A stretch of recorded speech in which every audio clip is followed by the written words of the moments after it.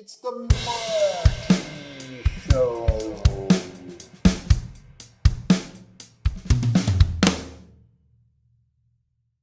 Hello and welcome to the Marty Show. Today we're going to have a look at an old Marvel series from the early 70s, Monsters on the Prowl. Actually, these comics consisted of reprints from even older comics from the late 50s and early 60s, just before Marvel superheroes took the spotlight away from giant monsters and sci-fi stories. Originally titled Chamber of Darkness, it was an anthology title, but it sold poorly and was retitled Monsters on the Prowl. Until number 13, there was one new story per issue, but subsequently it consisted of only reprints. So you probably guessed it by now, but number 25, the issue we will have a look at today, consists of reprints. The big dude on the cover, now known as It, the Living Colossus, is the monster of our first story, Colossus Lives Again, which first appeared in Tales of Suspense number 20.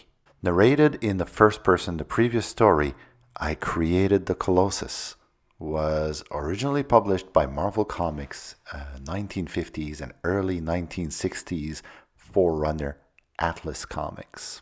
Both stories were penciled by industry legend Jack Kirby and inked by Dick Ayers and scripted by an uncredited writer. One could think it could be Stan Lee, but there's no proof to that. In the original story, Colossus was a 100-foot tall stone humanoid statue constructed by Moscow's sculptor Boris Petrovsky to protest the oppressive Soviet Union government. It became animated initially by the mind transferal of a stranded alien from the Kigor race and rampaged through Moscow. When the aliens' rescue party arrived, the Kigors abandoned the Colossus and returned to their homeworld, leaving the statue inanimate. Now, in the story we're going to have a look at today, the statue was transported to Los Angeles, California, and reanimated by the Kigors, who used it to attack the U.S. Army. The Kigors were defeated by Hollywood special effects designer Bob O'Brien, and the statue was again rendered inanimate. It is worth mentioning that Colossus later reappeared in Astonishing Tales number 21 in December 1973, so a few months after this reprint was published. The feature only ran for 4 issues through number 24 due to poor sales. The Colossus went on to appear sporadically in Marvel Comics, but remains a largely unknown character. The second story, The One Who Watches, which is a reprint of the first story from Strange Stories of Suspense number 13, is just a little mood piece with interesting artwork. We're going to see that later. While the third story, I'm Drowning, is a reprint of the fifth story from Journey into Mystery number 4. We're also going to have a look at it later.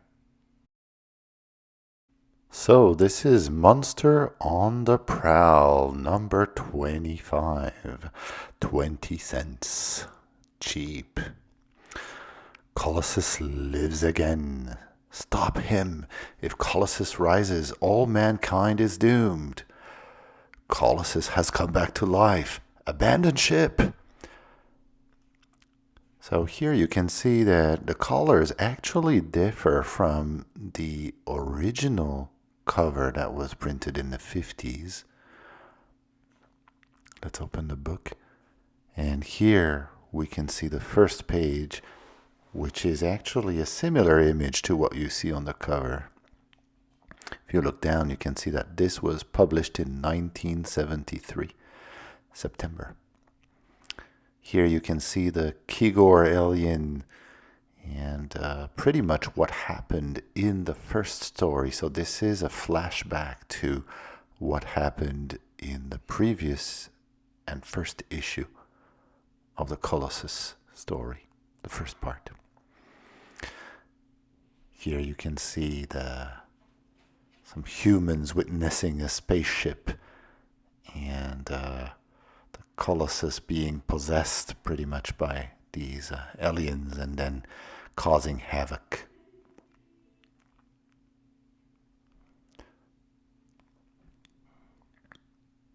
And here we can see some Californians or beach goers enjoying themselves until the Colossus shows up and messes up their lives. And this is where we first meet Bob O'Brien, the special effects dude.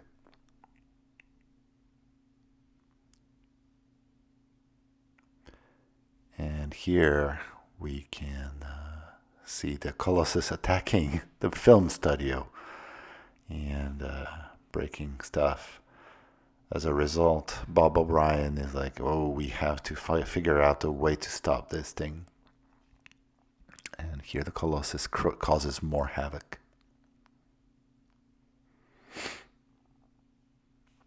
Grant, the handsome actor, leaves, runs away like a coward.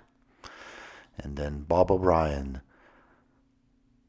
brings his creation, which is another big golem-type monster. The aliens decide to possess that one instead, but Bob O'Brien blows them up, and this is the end of the alien invasion. Okay, so this is The One Who Watches, the second story by Gene Colan, and we don't know who wrote the story. This is just a mood piece about a guy who witnesses a monster, and then some kind of supernatural or occult specialist goes there to see the monster himself. He ends up seeing it thanks to some special eye drops. And once he witnesses it, he cannot unsee it, but nobody believes him.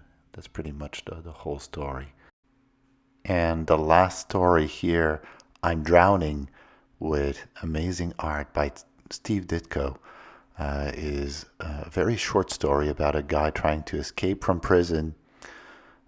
He finds that there's some kind of drain under his cell, and that's probably the easiest way to escape for him. Unfortunately, he escapes on the night of a flood, and the drain is getting filled with water. So he decides to plug a hole from the ceiling, but unfortunately it's an electric socket, so he dies. The end. And that's it for Monsters on the Prowl number 25. Thank you very much for watching, and see you again very soon. Thanks for watching the